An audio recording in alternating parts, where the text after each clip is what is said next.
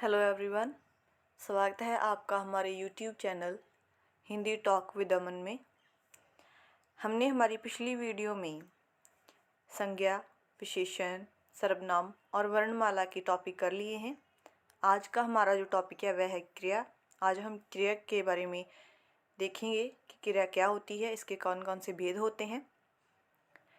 तो आज अगर आपने अभी तक हमारे चैनल को सब्सक्राइब नहीं किया तो पहले आप हमारे चैनल को सब्सक्राइब ज़रूर कर लें और बेल आइकन को ज़रूर प्रेस कर दें ताकि जो वीडियो की नई नई नोटिफिकेशंस जो आती हैं वे आप तक पहुंच सकें। तो चलो स्टार्ट करते हैं हम हमारी आज की वीडियो।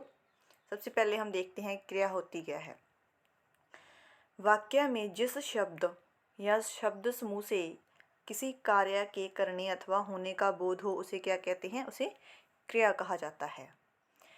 जब कोई भी कार्य हम करते हैं, ठीक है, कोई भी कार्य हम कर रहे हैं, उसका जब बोध होता है जिन शब्दों से, उसे हम क्या कहते हैं? उसे हम कहते हैं क्रिया। उदाहरण के तौर पर मोहन खाना खा रहा है। इसमें जो खाना खा रहा है वह क्रिया है। मोहन क्या क्रिया कर रहा है? खाना खाने की क्रिया कर रहा है। हवा बह रही है। बह रही है इसमें एक क्रिया है। और पुस्तक अलमारी में है। किसी चीज़ का होना भी क्रिया ही होती है। ठीक है, कोई कार्य करना या किसी कार्य का होना, ये दोनों होते हैं क्रिया। ठीक है, ये दोनों क्या होते हैं? ये दोनों क्रिया होते हैं। इसके बाद हम देखेंगे धातु। धातु क्या होता है? क्रिया के मूल रूप को धातु कहते हैं। क्रिया के सभी रूपों में धातु उपस्थित रहती है। जो क्रिया का मूल रूप होता है उसे हम कहते हैं धातु। जैसे चलना क्रिया में चल धातु है। ठीक है, चलना एक क्रिया बन जाती है। ठीक है, लेकिन इसका जो मूल धातु है वो क्या है? चल। ठीक है, पढ़ना एक क्रिया है लेकिन जो इसका मूल धातु है वो क्या है? पढ़।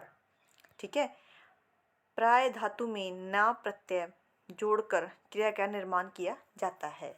जब हम किसी भी शब्द में, किसी भी धातु में, जैसे लिख धातु है, हमने लिखा लिख, ठीक है, लिख लिखा, ये एक धातु है। जब हम इसके साथ लिखना लिख देंगे तो ये क्या बन जाएगा? ये एक क्रिया बन जाएगी, लिखना। जब हम इसे लिख लिखेंगे तो ये क्या बनेगा? ये सिर्फ बनेगा धातु। और जब इसके साथ ना प्रत्यय लग जाता है तो हम इसका क्या कहते हैं? ये क्या बन गया? ये बन गया एक क्रिया। ठीक है, इतनी बात समझ में आ गई ना? चलो आगे देखते हैं क्रिया के भेद। क्रिया के कौन कौन से भेद होते हैं? रचना की दृष्टि से भेद होते हैं, प्रयोग की दृष्टि से भी भेद होते हैं क्रिया के, और अन्य भी कई भेद माने जाते हैं इसके। ठीक है, सबसे पहले हम देखेंगे रचना की दृष्टि से। रचना की दृष्टि से क्रिया के दो भेद माने जाते हैं। कौन कौन से दो भेद माने जाते हैं? रूढ़ क्रिया। रूढ़ क्रिया क्या होती है? जो मूल धातु से बनी क्रिया को रूढ़ कहा जाता है। ठीक है, उदाहरण से समझेंगे इसे। पढ़ना, पढ़ी, पढ़ेगा, पढ़ेगी आदि रूढ़ क्रिया है जिसकी रचना पढ़ धातु से हुई है। जैसे हमने देखा, हमने लिखा लिख। ठीक है, हमने लिख धातु लिख दिया। इसकी जो आगे हम और शब्दों में आएंगे, जैसे लिखना, ठीक है, माफ़ कीजिएगा, यहाँ पर ऐसा ही लिखा जाएगा, लिखेगी, ठीक है, लिखेगा, ये क्या है? ये सभी शब्द जो हैं ये रूढ़ शब्द हैं। ठीक है, लेकिन जो मूल धातु है वो क्या है? लिख। लिख से जो आगे शब्द बन जाते हैं उन्हें हम क्या कहते हैं? उन्हें हम कहते हैं रूढ़ धातु। ठीक है, इसके बाद है यौगिक क्रिया। यौगिक क्रिया हम क्या कहते हैं? यौगिक धातु से बने, एक और होगा, यौगिक धातु से बने क्रिया को यौगिक कहा जाता है, यौगिक क्रिया कहा जाता है। जैसे बताना, कहला देना, पढ़ना आदि। जो यौगिक होती है, ठीक है, वे होती है जब दो या दो से ज़्यादा शब्द हैं, जो जो दो या दो से ज़्यादा रूढ़ शब्द हैं, उन दोनों से मिलकर क्या बनती है? यौगिक क्रिया बनती है। ठीक है, जैसे इसमें आएगा बताना, कहला देना, पढ़ाना आदि जो हैं यौगिक क्रियाएं हैं। इसके बाद हम देखेंगे प्रयोग की दृष्टि से। प्रयोग की दृष्टि से जो क्रिया के भेद हैं वो कितने हैं? 2 हैं। प्रयोग की दृष्टि से भी हम क्रिया के भेद कितने मानते हैं? 2 मानते हैं। सबसे पहले आएगा अकर्मक क्रिया। अकर्मक क्रिया क्या होती है? जिस क्रिया से सूचित होने वाला व्यापार कर्ता करे, माफ कीजिएगा ये यहाँ पर कर्ता आएगा, ठीक है, यहाँ पर भी कर्ता ही आएगा, ठीक है। जिस क्रिया से सूचित होने वाला व्यापार कर्ता करे उसका फल भी कर्ता पर ही पड़े, उसे क्या कहते हैं? उसे हम कहते हैं अकर्मक क्रिया। जब कोई काम हम कर रहे हैं, सबसे पहले हम इसे उदाहरण के जरिए से देखते हैं कि क्या है। मोहन हंसता है, इसमें हंसने का, माफ़ कीजिएगा थोड़ी सी मिस्टेक हो गई यहाँ पे हंसना। हंसने का व्यापार कौन करता है? मोहन कर रहा है। हंसने का फल भी किस पर पड़ रहा है? मोहन पर पड़ रहा है, इसलिए हंसता जो है वह है अकर्मक क्रिया। देखिए, मोहन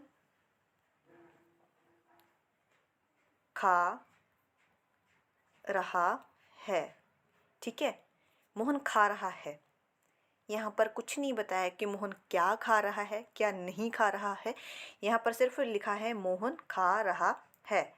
तो जो क्या खा रहा है, कौन खा रहा है? मोहन खा रहा है।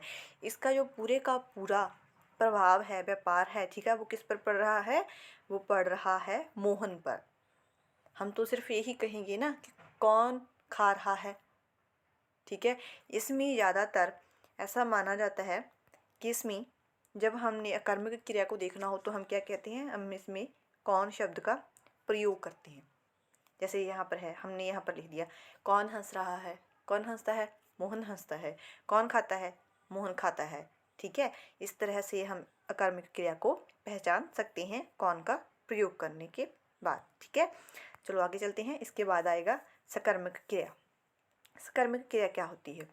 जिस क्रिया से सूचित होने वाले व्यापार का फल कर्ता पर ना पड़कर कर्म पर पड़े उसे क्या कहते हैं? सकर्मक क्रिया कहते हैं। हमने पिछला जो भेद था अकर्मक क्रिया, उसमें हमने देखा था कि जो कर्ता काम कर रहा है, वो कार्य कर रहा है, जो उसका प्रभाव किस पर पड़ रहा है? माफ़ कीजिए, कर्ता पर ही पड़ रहा है, ठीक है। लेकिन सकर्मक क्रिया में जो भी कर्ता कार्य कर रहा है उसका प्रभाव कर्ता पर ना पड़कर कर्म पर पड़ता है कि वे क्या काम कर रहा है, ठीक है। इसके बाद आएगा, इसके हम उदाहरण के जरिए से देखते हैं कि क्या है। राम फल खाता है। इस वाक्य में खाता है क्रिया का व्यापार राम करता है, पर इसका व्यापार किस पर पड़ेगा? फल पर पड़ेगा, ठीक है। राम फल खाता है, ठीक है। इसीलिए खाता सकर्मक क्रिया है और फल क्या है? कर्म है। जैसे नेक्स्ट जो उदाहरण है वह है सीता गीत गाती है। इसमें गीत जो है वह कर्म है, गाती है वह है सकर्मक क्रिया। इसका हम जो सकर्मक क्रिया का हम इस तरह से पता लगाते हैं कि इसमें क्या शब्द का प्रयोग करते हैं। जैसे इसमें लिखा है राम क्या खाता है। राम क्या खाता है? राम फल खाता है, ठीक है। राम क्या खाता है? राम फल खाता है। इसमें हम देखेंगे सीता क्या गाती है। सीता क्या गाती है? सीता गीत गाती है, ठीक है।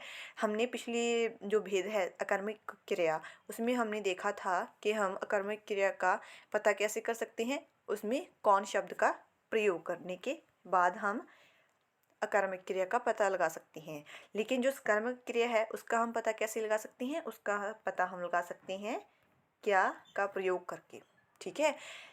ये है जो अकर्मक और सकर्मक क्रियाएं हैं, ठीक है। चलो आगे देखते हैं जो क्रिया के अन्य भेद हैं। क्रिया के अन्य भेद कौन कौन से हैं? सबसे पहले आएगी सहायक क्रिया। सहायक क्रिया क्या होती है? सहायक क्रिया मुख्य क्रिया के साथ प्रयुक्त होकर अर्थ को स्पष्ट एवं पूर्ण करने में सहायता करती है, ठीक है। समझ में आई? मुख्य क्रिया के साथ प्रयुक्त होकर अर्थ को स्पष्ट एवं पूर्ण करने में सहायता करती है। जैसे मैं घर जाता हूँ, जाना मुख्य क्रिया है, हूँ क्या है? सहायक क्रिया है, ठीक है। लेकिन अगर हम ऐसे लिख देते कि मैं घर जाता, तो ये पूर्ण तो नहीं होगा ना। जब हम वाक्य को पूर्ण करना चाहते हैं तो हम किसका प्रयोग करते हैं? तो हम प्रयोग करते हैं सहायक क्रिया का, ठीक है। आगे है वह हंस रहे थे। यहाँ पर हंसना क्या है? मुख्य क्रिया है और रहे थे क्या है? सहायक क्रिया है। लेकिन अगर हम ऐसे ही लिख देते क्योंकि हंसना भी क्रिया है, ठीक है, हंसना भी एक क्रिया है और रहे थे भी एक क्रिया है। ये दोनों एक दूसरे से सहायक हैं, ठीक है, मतलब जो रहे थे, ठीक है, वह एक सहायक क्रिया है। वह किसकी सहायक है? वह मुख्य क्रिया हंसना की सहायक है। अगर हंसना, अगर हम रहे थे ना लिखे, ठीक है, वह हंसना, वह हंसना, वह हंसे, ये तो वाक्य पूर्ण नहीं होगा, ठीक है। हम लिखेंगे वह हंस रहे थे। इस तरह से हम वाक्य को पूर्ण कर सकते हैं, स्पष्ट कर सकते हैं, ठीक है। इसके बाद हम देखते हैं पूर्वकालिक क्रिया। पूर्वकालिक क्रिया क्या होती है? जब कर्ता क्रिया को समाप्त कर दूसरी क्रिया करना प्रारंभ कर देता है तब पहली क्रिया को पूर्वकालिक क्रिया कहा जाता है, ठीक है। जब हम कोई काम कर रहे हैं एक, ठीक है, हमने वो काम संपन्न कर लिया, इसके बाद तुरंत बाद हमने दूसरा काम भी करना शुरू कर दिया, ठीक है, तब क्या होती है? जो पहले हम क्रिया करते हैं उसे हम कहते हैं पूर्वकालिक क्रिया, ठीक है, उसे हम क्या कहते हैं? पूर्वकालिक क्रिया। ये हमारी जो है, हमने जो पहले काम कर रहे थे, संपन्न कर दिया जो काम, वो है हमारी पूर्वकालिक क्रिया, ठीक है। पहले हमने जो क्रिया की थी संपन्न करके, उसके बाद हम दूसरी जो क्रिया है वे कर रहे हैं, उसे हम कहेंगे, इसको हम कहेंगे पूर्वकालिक क्रिया, ठीक है। जैसे राम भोजन करके सो गया, ठीक है, इसमें जो भोजन करके वह पूर्वकालिक क्रिया है, ठीक है, क्योंकि राम ने पहले कौन सी क्रिया की है? राम ने पहले की है भोजन वाली क्रिया की है, ठीक है। लेकिन जो बाद में क्रिया की है, दूसरी क्रिया, वह की क्या की है? वह उसने की है सोना की है, ठीक है, वह सो गया। इसीलिए जो भोजन वाली क्रिया है वह पूर्वकालिक क्रिया कहलाएगी, ठीक है। इतनी बात समझ में आ गई? हमारा इतना ही टॉपिक था आज। जो हमने किया है क्रिया, क्रिया के जो भेद आते हैं, ठीक है, वह हमने किए हैं। क्रिया क्या होती है हमने ये देखा है, ठीक है। क्रिया के कितने भेद होते हैं हमने ये देखा है, रचना की दृष्टि से, प्रयोग की दृष्टि से, और अन्य भेद माने जाते हैं। इसके और भी कई अन्य भेद माने जाते हैं। अलग अलग पुस्तक अगर आप देखोगे तो आपको बहुत सारे भेद मिल जाएंगे, ठीक है। लेकिन जो मान्य माने जाते हैं वो यही भेद हैं, ठीक है। रचना की दृष्टि से रूढ़ क्रिया और यौगिक क्रिया, प्रयोग की दृष्टि से अकर्मिक और सकर्मिक क्रिया, और जो अन्य भेद हैं वह है सहायक क्रिया, पूर्वकालिक क्रिया। बस इतने ही हैं।